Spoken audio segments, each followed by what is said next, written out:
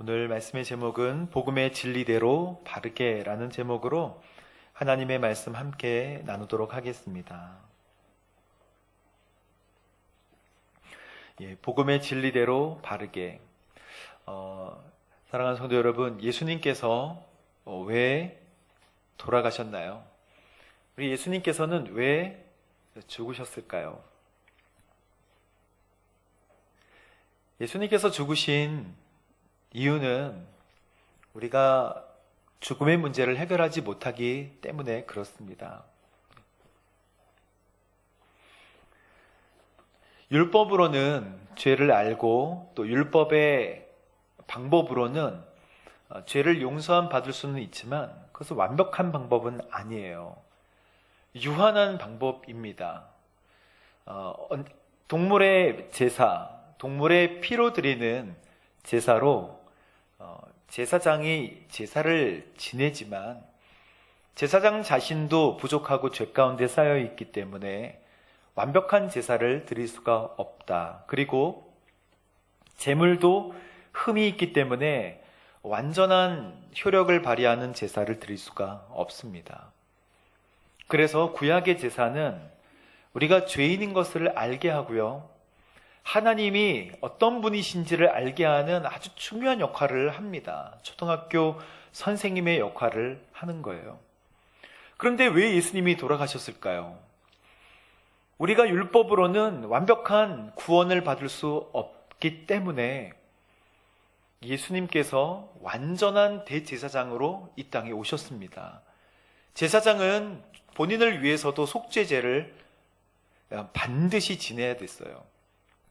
그러나 예수님은 죄가 없으신 완전한 사람이면서 완전한 하나님이세요. 그리고 본인이 제물이 되어 주십니다. 그래서 이 제사의 효력은 영원한 거예요. 우리가 성소에, 지성소에 들어가지 않아도요, 동물의 피를 사용하지 않아도 완전한 제사를 드릴 수 있게 주님께서 만들어 주셨어요. 피에는 그래서 두 가지 의미가 있어요. 죄사함의 의미가 있고 생명의 의미가 있습니다. 피 흘림이 없이는 죄사함이 없다고 이야기하고 있습니다. 피 흘림이 없이는 죄의 용서함이 없어요. 그런데 우리 주님께서 흠없는 대제사장이면서 흠없는 제물이 되어주셔서 그 제사의 효력이 영원할 수 있도록 만들어 주셨기 때문에 우리는 어떤 제물을 가지고 나오지 않아도 괜찮은 거예요. 우리는 오늘 동물을 가지고 짊어지지 않고, 그리고 어떤 곡식에 2분의 1 에바 이런 것들을, 밀가루 같은 것들을 가지고 나오지 않아도 주님 앞에 무릎 꿇고 기도하기만 하면 주님께서 영원한 대제사장이 되어주시는 줄로 믿습니다. 그리고 우리를 영원한 천국으로 인도할 수 있는 죄사함, 죄의 문제 때문에 하나님과 가까이 갈 수 없는 것이거든요. 그런데 하나님께 가까이 갈 수 있도록 칭의, 의롭다 덮어주시고 의롭다 칭해 주셨어요. 이게 바로 복음입니다. 이게 바로 복음이에요. 그렇기 때문에 우리가 율법을 지키면 지킬수록 나의 공로가 세지지만 이 구원은 율법으로 또는 나의 공로로는 절대 가질 수 없는 거예요. 구원은 나의 공로로는 가질 수 없어요. 구원은 오직 하나님의 은혜인 거예요. 그래서 내 공로로 내가 교회를 열심히 섬기고 출석을 열심히 하며 새벽 기도를 많이 한 것 때문에 구원을 받는다라고 하는 사람은 율법을 몰라도 율법에 매여 있는 사람이 됩니다. 저희는 오로지 누구 때문에? 예수님 때문에 구원을 받는 거예요. 교회 20년, 30년, 40년 존경받는 분이라 해도 그분의 구원이 당연하다는 게 아니에요. 그분의 구원은 당연한 것이 아닙니다. 우리가 바로 1초 전에 예수님을 믿어도 구원을 똑같이 받는 거예요. 왜 그렇습니까? 내가 오래 믿었고 몇십 년 동안 믿었는데 제가 좀 더 좋은 위치에 있어야 되지 않겠습니까?가 성립이 안 돼요. 모두가 다 뭐 때문에? 그냥 은혜로 오직 믿음으로 구원을 받는 것입니다. 구약의 이스라엘 백성들 앞에 섰던 그 구리뱀, 놋뱀은 보는 사람마다, 믿는 사람마다 구원을 주시겠다고 하는 하나님의 은혜입니다. 갈라디아서는 갈라디아 교회의 성도들에게 보낸 편지잖아요. 이 편지가 왜 쓰여졌냐면 그들이 유대인이 되어야 구원을 받을 수 있는 것 아니냐라고 고민했기 때문에 보내진 편지예요. 유대인이 되어야 되지 않을까라고 하는 것은 나도 유대인처럼 할례를 받지 않아야 되나? 할례를 받아야 되지 않을까라고 고민하는 거예요. 할례가 아픈 것이지만 하나님의 약속의 백성임을 증명하는 표시였거든요.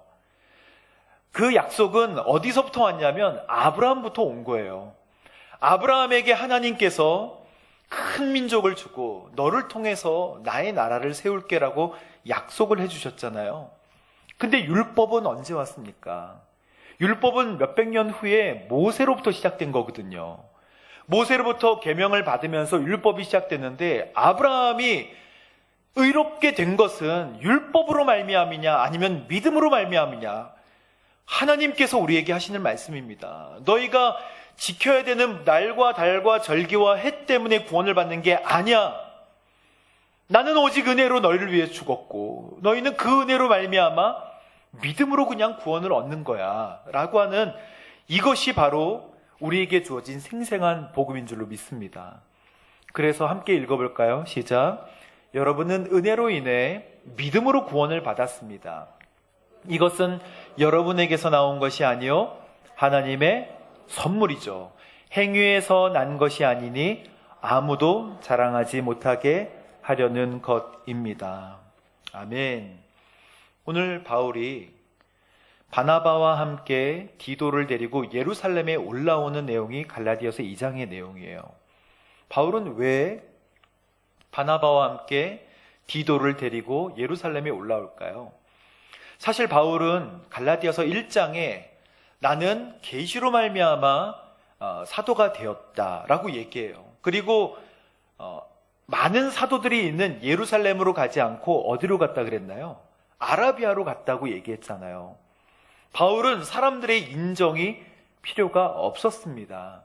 원래 예수님의 함께 다녔던 제자는 아니었지만 다메섹에서 예수님을 직접 보고 또 아라비아로 가서 3년 동안 있으면서 주님과 함께 교제하면서 주님께서 제자를 훈련시키는 그 훈련의 시간만큼 훈련을 받았어요. 그리고 길리기아 지방의 다소에 있다가 이제 얼마간 시간이 지나서 예루살렘으로 오는데 갑자기 왜 예루살렘으로 오게 됐을까요? 바울은 여기 오늘도 말씀하시듯이 하나님의 계시로 말미암아 예루살렘에 갔다. 그렇게 말씀하고 있습니다. 우리 2절 말씀 함께 읽어보도록 하겠습니다. 시작. 내가 예루살렘으로 올라간 것은 하나님의 계시를 따른 것으로 나는 이방 사람들에게 전파하는 복음을 그들에게도 제시했습니다. 다만 유명하다 하는 사람에게는 개별적으로 복음을 제시했는데 이는 내가 다름질하고 있는 것이나 다름질한 것이 헛되지 않게 하기 위함이었습니다. 지금 예루살렘으로 올라가는 이유는 처음에 예루살렘으로 가지 않고 아라비아로 갔던 것처럼 자기는 이 사람들에게 인정을 받을 필요는 없어요. 그러나 하나님께서 그 문화를 잘 아시고 예루살렘에 가야 될 필요성에 대해서 바울에게 말씀하신 것입니다. 예루살렘에 있는 유력한 사람들, 즉 예루살렘의 지도자들이었어요. 그런데 그 지도자들 중에서 진짜 힘이 세고 권력이 셌던 지도자는 누구입니까? 베드로예요. 베드로, 그리고 야고보, 요한, 이런 굵직한 제자들을 만나서 한꺼번에 합동영사를 한 게 아니래요. 그냥 개별적으로 만나서 내가 하나님께 받은 이 복음을 전해야 될 필요성을 느꼈던 거예요. 그래서 오늘 이 말씀에 개별적으로 복음을 제시했는데 이 개별적으로 복음을 제시한 이유가 내가 지금 달려가고 있는 이 달려감과 그리고 노력해서 복음을 전했던 이 복음의 전함이 헛되지 않도록 하기 위한 것이다. 헛되지 않도록. 왜 그러냐면 많은 백성들, 많은 그리스도인들이 예수님이 다니셨던 그 예루살렘과 갈릴리 이 지역에 함께 있었던 제자들의 이야기를 중요하게 여겼어요. 그들이 바로 예수님과 함께 먹고 자고 입고 했던 사도들이니까. 여러분, 그래서 꼭 가지 않아도 되지만 이분들의 인정과 칭찬이 마치 권리금 같이 필요했다는 것입니다. 여러분, 제가 옛날에 우유 배달을 해본 적이 있어요. 우유 배달. 우유 배달은 객관적으로 볼 때 신문 배달보다는 힘들더라고요. 왜냐하면 신문은 던지면 되는데 우유는 던지면 터져요. 그래서 우유를 곱게 갖다 놔야 돼요. 더 힘들어요. 근데 우유 배달할 때 가장 이해가 안 됐던 것은 이제 우유 배달을 할 때 그 우유에 권리를 받게 돼요. 남양, 제가 다 말씀드리진 않겠습니다. 무슨 우유? 종류가 되게 많은데 이거를 제가 당신에게 넘겨드릴게요. 아니, 제가 그냥 하면 되지. 그걸 권리금이 있더라고요. 권리금. 그 권리금 얼마예요? 권리금이 비싸요. 그거를 줘야 된다는 거예요. 저는 모르고 그냥 주고, 그러면 제가 넘겨드리겠습니다 하면서 받은 거는 조그만한 리어카 하나예요. 그래서 그 리어카를 받아서 거기다가 담아서 이제 집집마다 배달을 하는 거죠. 제가 그때 제일 서러웠던 거는 이제 막 땀을 흘리면서 우유를 가지고 이제 집집마다 우유를 배달하는데 꼭 배달하고 나면 남아요, 우유가. 그러니까 어디는 집에 안 들어간 거예요. 왜 남지? 그래서 제가 우유를 또 남은 거는 찾아서 넣느라 또 힘들고 그래도 남아요. 그럼 어쩔 수 없이 먹어야 돼요. 그래서 건강해졌다는 이야기입니다. 건강해지기도 하고 뭐 그쪽에 나중에 또 보상해지기도 하고 했는데 그 권리, 그거를 그 우유를 받아서 내가 여기서 복음을 전하는 게 아니라 우유를 전파하겠다 하고 하는 그 권리, 그런 그 전통들이 중요한 거예요. 중요했고, 지금은 그런지 모르겠지만 중요했고, 근데 당시에 이제 제가 힘들었던 거는 뭐냐면 우유를 이렇게 박스를 가지고 올라가면 머리에 스킨을 쫙 바르시고 그리고 옷을 멋지게 입으신 목사님이 새벽 기도를 가시면서 성경책을 딱 끼고 내려가시는데 저는 우유팩을 옆에 들고 그러면서 있는 거예요. 그때 새벽 기도를 그때 잘 안 했지만 나도 새벽 기도 하고 싶다. 나도 가서 기도하고 싶다. 여러분, 건강이 허락될 때 열심히 기도하시기 바랍니다. 이런 적용은 아니었는데요. 열심히 기도하시고 하나님 앞에 정말 아름답고 그 활짝 피어날 때 목숨을 다해서 복음을 전하시고 기도하시게 되기를 주님의 이름 축복합니다.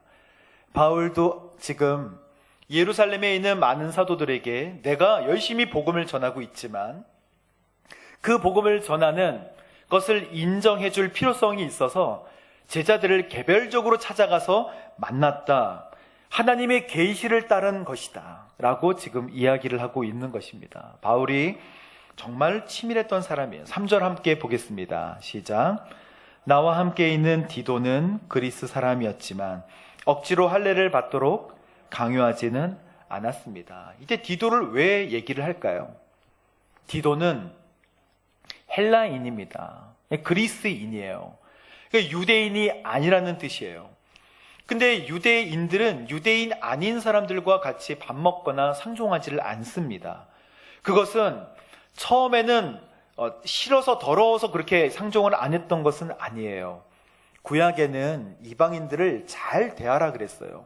그러니까 율법의 원래 의미는 이방인들을 잘 보호하고 그들의 소외감이 없도록, 그들이 혹시 어려움이 없도록 그들을 잘 품어라. 구별은 돼 있지만 그들을 잘 돕는 것이 율법의 원래 의미였습니다. 하지만 신약 시대에 와서 유대인들은 이방인을 적대시하고 더럽게 봤어요. 역사가 있긴 했지만 원래 율법의 의미에서 벗어난 것입니다. 디도를 굳이 데리고 예루살렘으로 온 이유는 디도가 상징성이 있기 때문에 그래요. 이방인이면서 이방인이면서 우리와 함께 있을 수 있다는 것을 바울이 몸소 보여줬기 때문에 디도를 데리고 온 것입니다. 디모데는 안 그랬어요. 디모데는 유대인으로 할례를 받게 하고 디도는 할례를 받지 못하게 완전 막았던 건 아니고 그의 뜻에 따르게 만들어졌던 것입니다. 디모데는 왜 그럴까요? 디모데는 아버지가 그리스도인이고 어머니가 유대인이에요. 그래서 디모데는 그냥 유대인 목회를 하도록 만들었습니다. 유대인 목회를 하니까 할례 받지 않을 이유가 없는 거예요. 바울은 복음이 뿌려지는 상황에 맞춰서 거기에 행동하도록 권면했다는 거예요. 하지만 칼같이 막았던 것은 뭐냐면 그 할례로 구원이 이루어지는 것은 절대 아니다라는 것을 보여주기 위한 상징도 했습니다. 그 상징이 무엇이냐면 바로 베드로가 안디옥에 왔을 때 그가 위선적인 행위를 한 것 때문에 옆에 있던 바나바와 많은 사람들이 함께 위선적인 행위를 했던 그 사건이 오늘 본문에도 나와 있는 것이죠. 우리 먼저 6절 말씀 함께 보도록 하겠습니다. 시작. 그 유명하다는 분들 가운데 어느 누구도 그러한 사람들이 누구 간에 내게는 상관이 없습니다. 하나님은 사람을 외모로 취하지 않으십니다. 그 유명하다는 사람들은 내게 아무것도 못해준 것이 없습니다. 7절 이어서 읽겠습니다. 오히려 그들은 베드로가 할례 받은 사람에게 복음 전하는 일을 맡은 것처럼 내가 할례 받지 않은 사람에게 복음을 전하는 것을 알았습니다. 당시 유명하다는 어떤 누구도 내게 아무것도 빌려준 것이, 보태준 것이 없었습니다 라고 하는 말의 뜻은 바울이 사도직을 가지고 전하는 그 복음 있잖아요. 그 복음이 정당한 것이다, 그게 옳다라고 허락해 줄 만한 사람이 이 가운데는 없다는 뜻이에요. 내가 복음을 사도로서 전하는 것은 하나님께서 나를 사도로 세워주셔서 그 말씀에 따라 복음을 전하는 것이지 그들은 나에게 보태준 것이 없습니다 라는 뜻입니다. 그러니 내가 굳이 그들에게 가서 권리금을 주듯이 그렇게 복음의 허락을 받았던 것은 전혀 아닙니다 라고 하는 내용이에요. 이 편지를 누가 읽었나요? 갈라디아 사람들이 읽으라고 지금 주는 편지입니다. 갈라디아 사람들이 사도성에 대해서 의심을 했기 때문에 자기가 복음을 전하는 것에 대해서 지금 베드로를 넣어서 이야기를 하고 있는 것이죠. 8절 말씀을 보면 이 말씀이 명확하게 이해가 됩니다. 시작. 베드로가 할례 받은 사람의 사도가 되도록 역사하신 분이 내게도 역사하셔서 이방 사람의 사도가 되게 하셨기 때문입니다. 동급이에요.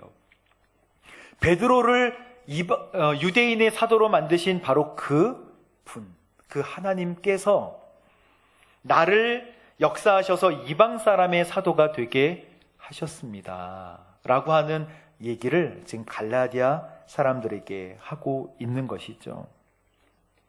사랑하는 성도 여러분, 9절 말씀에 보면 그래서 기둥같이 함께 읽어보도록 하겠습니다. 기둥같이 여김받는 야고보와 게바와 요한은 하나님께서 내게 주신 은혜를 인정하고 나와 바나바에게 교제의 악수를 청했습니다. 우리는 이방 사람에게로, 그들은 할례 받은 사람에게로 가도록 하기 위함입니다. 각자의 열정이 다른 것입니다. 어떤 사람들은 좋아 보이는 일을 하고 어떤 사람들은 빛이 없는 일을 하는 것처럼 교회 안에도 보이게 되죠. 그러나 하나님께서 우리에게 주신 은혜대로 각자의 열정이 다르다는 것을 꼭 기억하게 되기를 바랍니다. 하나님께서 우리에게 은사를 다르게 주셨습니다. 그러나 한 성령님께서 은사를 주시는 거예요. 다른 성령께서 우리를 주시는 게 아니라 한 성령님께서 다르게 은사를 주셔서 어떤 사람은 손가락으로 쓰임받게 하시고 어떤 사람은 머리로, 어떤 사람은 어깨로 쓰임받게 하시는 줄로 믿습니다.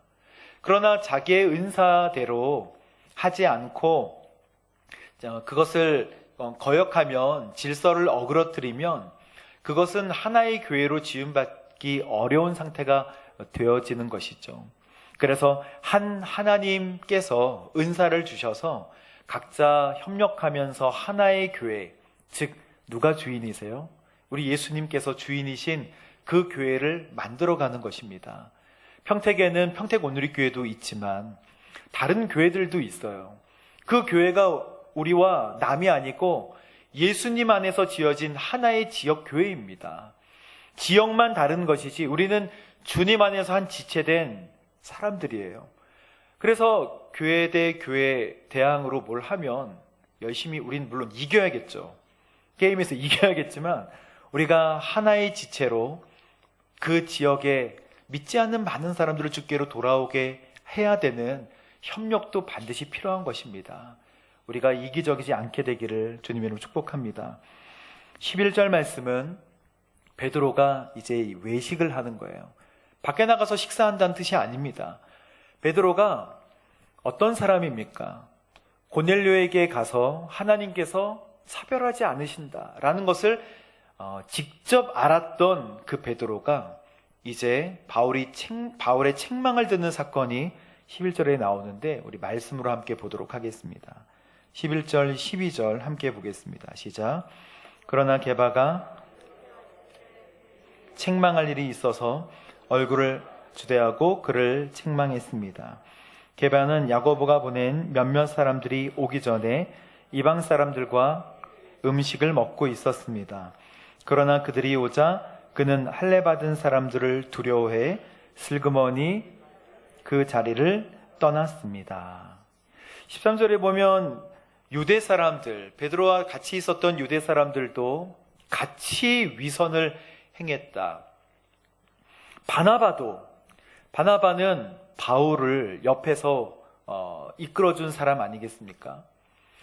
바나바는 바울이 인정받지 못하고 폭군이라고 여겨질 때 이 사람 변화됐습니다라고 옆에서 같이, 그리고 1차 전도 여행을 바울과 같이 안디옥, 루스드라, 이고니온, 더베 가면서 많은 사람들이 성령으로 변화된 모습을 두 눈으로 직접 목격한 사람이에요. 베드로는 고넬료 집에 가서 고넬료가 하나님 앞에 변화되는 모습을 미리 봤어요.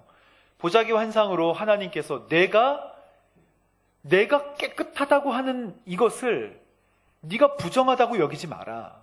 먹어라. 두 번씩이나 말씀하시잖아요. 그래서 베드로가 고넬료를 만났을 때 하나님께서 진짜 차별 없이 우리 모두를 불러주셨다는 것을 내가 알았다. 그런 베드로, 또 그런 바나바가 오늘 야고보가 보낸 사람들이 문을 두드리고 문을 여는 장면에서 벌떡 일어나서 음식 먹던 것에서 뒤로 물러나는 외식을 행하게 됩니다. 왜 그랬을까요? 복음의 진리대로 바르게 행하지 않는 모습을 행했다는 거예요. 왜 그랬을까요?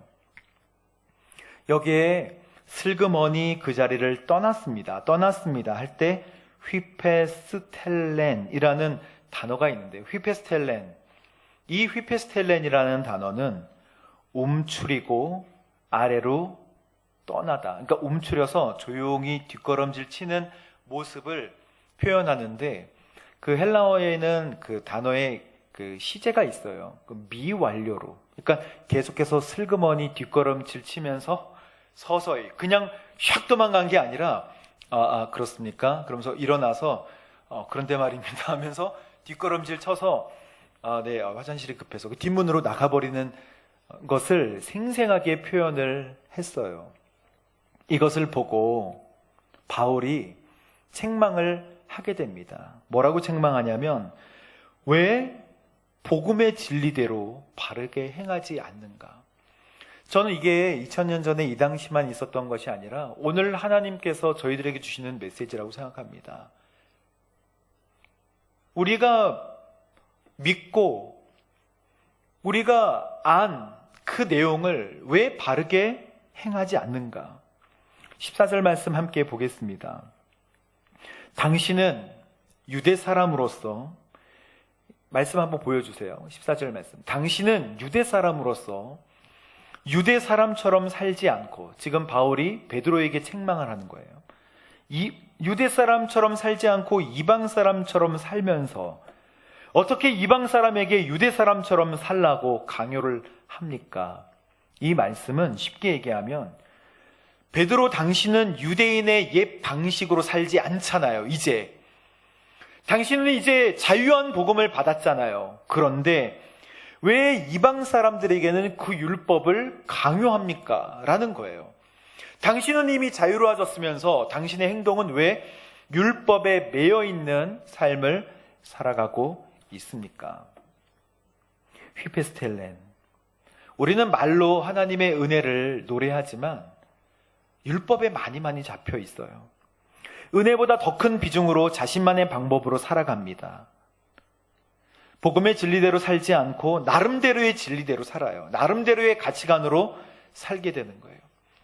하지만 하나님은 어떤 사람들과 같이 일하시기를 좋아하시냐면 지나친 열정을 가진 사람들을 좋아하세요. 굳이 그렇게까지 하지 않아도 되는 사람들을 통해서 하나님의 역사를 많이 이루십니다. 바울은 굳이 예루살렘으로 오지 않아도 된다고 저는 생각해요. 다니엘도 굳이 왕이 주는 음식을 거부할 필요는 없었다고 생각합니다. 요셉도 대충 살아갈 수 있었다고 생각을 해요. 야곱도 마찬가지입니다. 굳이 그렇게까지 노력하지 않아도 그의 삶은 그렇게 나쁘지 않았을 거예요. 하지만 하나님의 오른손에 붙잡힌 사람들의 특징들을 보면 말씀대로 복음대로 행하는 도전이 있었던 사람들이에요. 그것은 옆에서 얘기해 주지 않았어요. 내가 듣고 내가 생각하고 묵상한 그대로 행하는 거예요. 그럴 때 하나님께서 나에게 말씀하시는 세밀한 음성을 듣게 되더라는 것입니다. 바보 같다고 여겨지고 위험하다고 여겨지는 그 일들을 내 믿음의 소신에 따라서 행할 때 하나님께서는 지나친 열정을 가진 그 사람을 통해서 역사하시는 거예요. 바울의 하지 않아도 될 것 같은 그 지나친 열정이 결국 유럽을 복음화시키고, 우리의 마음속에 내가 달려갈 길과 주 예수께 받은 그 사명, 은혜의 복음을 증거하는 그 일을 안 해도 되지만 내 목숨을 걸었다, 이런 바울에게만 속해 있는 열정입니까?